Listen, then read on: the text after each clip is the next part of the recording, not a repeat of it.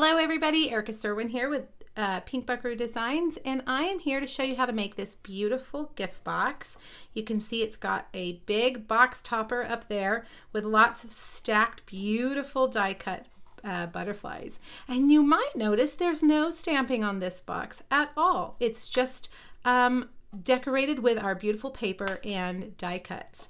The butterflies come from the Beauty Abounds bundle. The framelits are called beautiful butterfly framelits. There are 20 framelits in this set, and the stars really are these giant butterflies that come stuck together like this. One is the background butterfly and one is the top layer. You can see the top layer is skinnier and it goes right on top like that.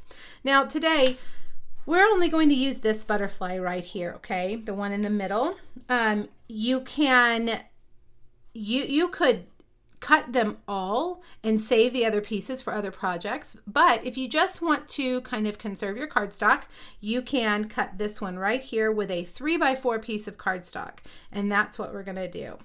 All right, let's get started. Let's make our stack of butterflies first. And I'm going to tell you all the colors that I used. I've done some of the cutting ahead of time.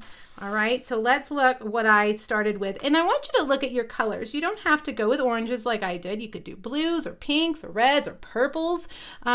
Stacking up a spectrum of one color, you know, where it's all different shades and variations is really beautiful. First, I have Cajun Craze. Then I have Pumpkin Pie, and then I have Mango Melody, and you can see these are all those solid background butterflies that I've cut in these colors. Calypso Coral and Grapefruit Grove. Then I switched over to the skinnier butterfly, the one that goes on top in our layers, and I cut out a vellum butterfly. Now the one that goes on top, the last one that we're going to actually do together, is the Grapefruit Grove foil paper. Isn't that spectacular? It's hard to say that it's Grapefruit Grove because I definitely see a rainbow every time I see this foil. So that's what we're going to use as the kind of the star to our butterfly stack. All right, let's bring our big shot over. And like I said, you don't have to use the whole sheet. You don't have to cut a 4x5 sheet of cardstock. You can conserve your paper and just cut a 3x4 piece of cardstock. So I'm going to lay that on there. Let's make sure you guys can see. Make sure that your butterfly isn't hanging off. I have accidentally cut it like that. And you guys see where the little tail was hanging off, and then I really have wasted some paper. So you want to eyeball it, make sure that these guys are up from the bottom and these guys are down from that top. All right, so I'm going to run this through. And these butterflies are intricate. They have lots of cutting edges. So when you have a die that is intricate, you want to run it through a few times. You know, once is probably not enough. Do it 3 or 4 times back and forth just to be sure. And when you flip it over, you can see, okay, it's been cut.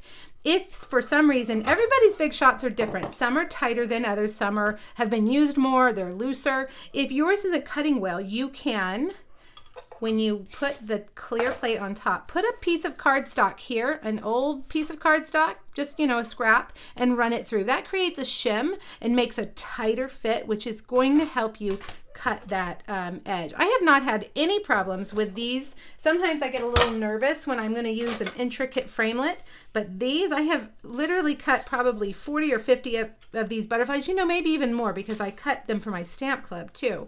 And I have not had one problem. So I encourage you to give it a try, and don't be intimidated by the fact that these are those intricate dies. Now this is a must-have tool if you're going to be cutting out these delicate intricate dies. The die brush, you can see I just ran it over and all the little pieces fell right out. Now he kind of looks like he's got some strange growths going on his wings. These are the pieces of the other butterfly where it would be connected, but we're not going to need those. So just take your paper snips and just very carefully follow the line, the edge of the butterfly's wings, and then he'll be ready to go. All right, I think he is ready. Isn't that just stunning? I think that this box would make a great party favor. I'm thinking a spring bridal shower maybe, or a spring party, maybe a Mother's Day event. I don't have anything in my box right now. I know you guys always like when I can tell you exactly what to put in your box, but when I made this box in January, there aren't very many spring themed treats out right now. So what I was thinking is, especially if you were going to do this for a bridal shower, you would just put something homemade in there, a little homemade treat, a little cookie, a few cookies, a piece of fancy cake would be nice. All right, so you can see what I'm doing is I'm stacking these with glue dots. And if you want to create more of a stack, which I think I might have done here, yes, you can use dimensionals too. And I did not use dimensionals in every single layer. I used them in about every second or third layer. So I'm already on to 4 layers. Let's go ahead and get some of our mini dimensionals, and we can add in a dimension between these next 2 layers just to give it a little more space. All right, we're getting towards the top with our vellum. So I'm gonna go back to the glue dots. I think if you used dimensionals between every layer, it might be too much, but maybe between every second layer, that would create enough of a dimension for it to pop off. All right, I'm finishing with that gorgeous foil on the top. Now I'm going to just take each one and kind of squeeze it towards the middle to get it to pop out and look like it's flying right off of that box. All right, isn't this beautiful? I made another one in pinks and it was very pretty too. I challenge you to find different color combinations, maybe even rainbow colored would be beautiful as well. All right, there we go. Look at that. Isn't that fun? Okay, so we need to make our box. The first thing that you're going to need is a piece of Grapefruit Grove that measures 9 by 8. Now this was a project I did during Facebook Live originally, and over on my Facebook Friday posts I always have a PDF of my projects. Here's this project, and here's all the products I'm using, as well as all these measurements that you're going to need. So when you're done watching the video, there's a link in the description. You can hop over to my blog and get that PDF. It's under the last photo on that post. Okay, 9 by 8. We're going to score all 4 sides at 2.5 inches. Okay, so 2.5, 2.5, 2.5, and 2.5. All right, now for the lid, we're using some celebration paper. This is the Butterfly Botanicals paper. You could even use this side as the top if you really like that pattern. All of the patterns in this pack of paper would be really good because they're butterfly themed on one side and black and white on the other side. So you could use them with any colors that you want. This paper is also free with a $50 purchase during celebration. Now the lid needs a shim, and if you've never used a shim, I take 4 Post-it notes, 4 or 5. Let's see, 4 feels kind of thin. Let's get 5. And I put them on my Simply Scored right here on the edge. This is going to create just a tiny bit of a difference in the lid and the box bottom width, and it's going to allow that lid to slide on a little bit easier. Now we're going to score, let me get that all the way down. We're going to score this 6 by 5 piece of DSP at 1 inch on all 4 sides, okay? So 1 inch and turn, 1 inch and turn, 1 inch and turn, and one more time, 1 inch. All right, so let's get our bone folder.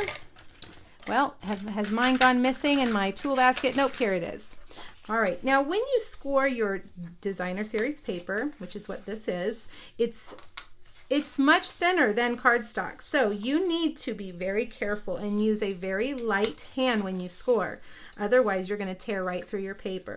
So be very careful when you do that. All right, now I want you to cut off the corners, all the corners between the 2 score lines.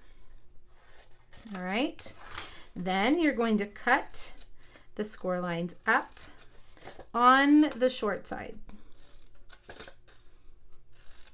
All right, now if you have fast fuse left, this is a great time to use fast fuse.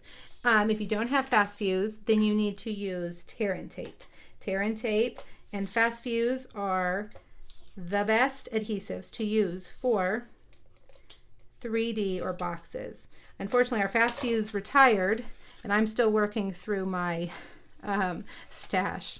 All right, so I put a little bit of adhesive on each of those remaining triangles, and I just fold them in and fold up those sides. So there's our lid.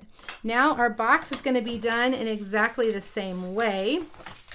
It's a little easier because it's not quite so delicate like our lid, like our paper that we made the lid in, and it's going to be sturdy enough for any of those homemade treats.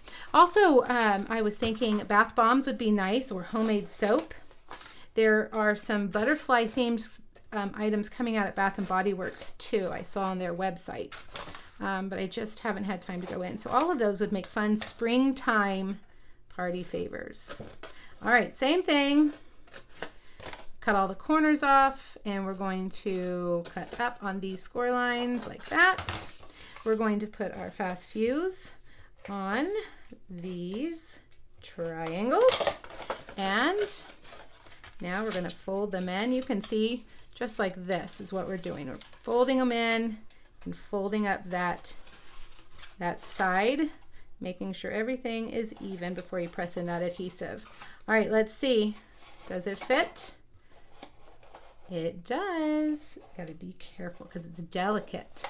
All right, there we go. Now, I have also cut out a piece of that same designer series paper, 1 inch by, I believe, 4 inches.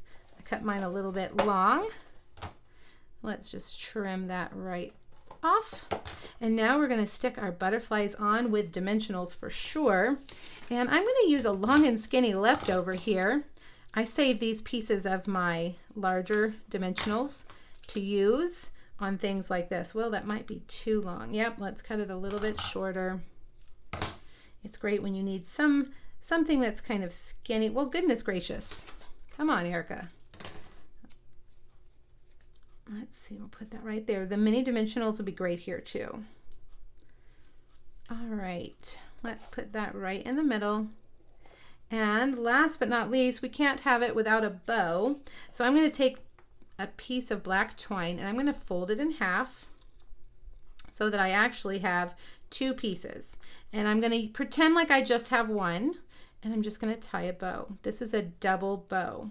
See how it makes 2 strands? You're not doing anything fancy, you're just using 2 strings at one time. All right, glue dot for our twine bow. And I'm going to use the pointy end of my Take Your Pick tool to put that right in the middle. And we are done. Isn't that fun? I think there are so many ways to use this box this spring, and I hope you'll give it a try. I would love to see what you guys do with different color combinations for all of these butterflies. Make sure you get that foil paper soon. If it hasn't already sold out, it was getting close to being gone. So make sure you get it. It is a free item during celebration only, and when it's gone, it's gone. All right, you guys, thanks so much for joining me. Please hop over to my blog and grab that PDF and let me know if you have any questions. Thanks so much. Bye-bye.